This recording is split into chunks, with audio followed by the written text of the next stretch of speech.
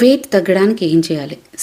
Wait తగ్గడానికి అని కాదు, మీ మెటబాలిజం, గట్ హెల్త్, మీ బాడీ రికవరీ ఇవన్నీ బాగున్నప్పుడు ఆటోమేటిక్గా మీ హార్మోనల్ ఇంబ్యాలెన్స్ తగ్గుతుంది, మీ వెయిట్ ఫ్లక్చువేషన్స్ తగ్గుతాయి, మీరు యాక్టివ్గా ఎనర్జెటిక్గా ఉంటారు, ఒక పాజిటివ్ థాట్స్ తోటి ఉంటారు.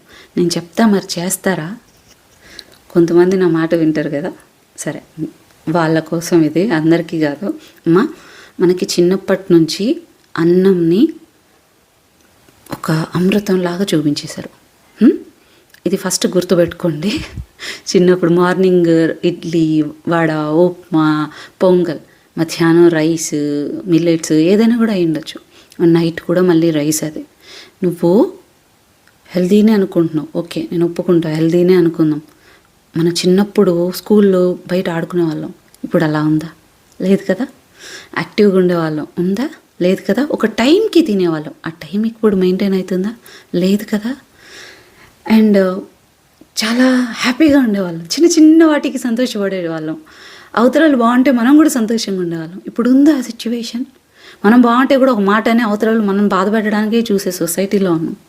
ఎన్ని ప్రాబ్లమ్స్ ఫేస్ చేస్తున్నావో నీకే తెలుసు, ఎంత నీ విల్ పవర్ నీకు ఎంత దెబ్బతింటుందో నీకే తెలుసు, ఎంత మెంటల్ స్ట్రగుల్ అవుతున్నావో, ఫిజికల్లీ ఎంత వీక్ అవుతుందో, ఎనర్జీ డ్రైన్ అవుతుందో నీకే తెలుసు, అవునా? మరి చిన్న చిన్న చేంజెస్ ఈ తరానికి తగ్గట్టు, నీ శరీరానికి తగ్గట్టు మార్చుకోవచ్చు కదా. పలానా వాళ్ళు, అంతకుముందు వాళ్ళు, లేకపోతే వాళ్ళు బాగున్నారు, అరే వాళ్ళు తింటూ కూడా బాగున్నారు, వాళ్ళు బాగున్నారు, నువ్వు బాగాలేవు కదా నాన్న, కొంచెం మార్చుకోవచ్చు కదా. కొంచెము పొద్దున్న మార్నింగ్ బ్రేక్ఫాస్ట్ 9 లోపల తినడానికి ట్రై చేయి. ఎంత ఉన్న అట్లీస్ట్ 10 లోపల వెజిటేబుల్స్, ఎగ్స్ బాయిల్ చేసుకుందు పెట్టుకో, ఈవెన్ లేకుంటే ఏదైనా స్మూతీస్ తీసుకో. లంచ్ కూడా 1 to 2 మధ్యలో, 12 to 2 మధ్యలో అయినా కూడా తినేసేయి. మిల్లెట్స్, రైస్ అన్నీ కూడా ఇవంతా ఒకటే వర్గం.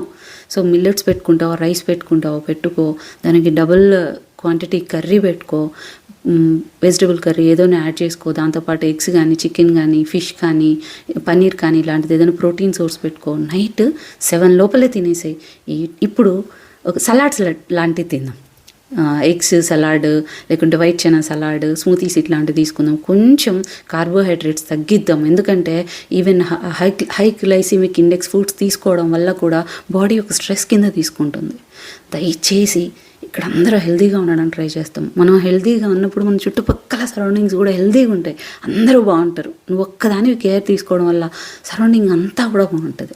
కొంచెం మారడానికి ట్రై చేయి, ఫుడ్ కొంచెం కంట్రోల్ చేయడానికి ట్రై